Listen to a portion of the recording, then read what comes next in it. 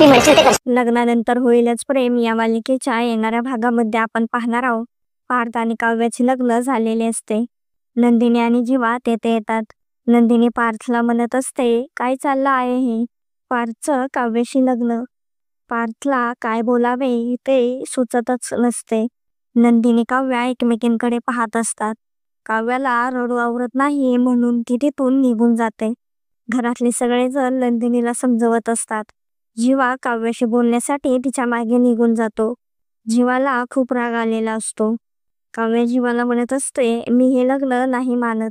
मी तुझ्यासाठी काही करायला तयार आहे. जीवा तिला म्हणतो, काढून टाक मग हे मंगळसूत्र.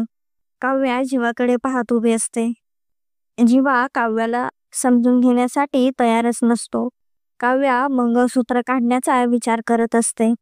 तर आता काव्या तिच्या गळ्यामध्ये असलेले पार्थच्या नावाचे मंगळसूत्र काढेल का नाही हे पाहणे खूपच इंटरेस्टिंग होणार आहे. असेच नवनवीन अपडेट जाणून घेण्यासाठी आपल्या चॅनलला नक्की सबस्क्राईब करा.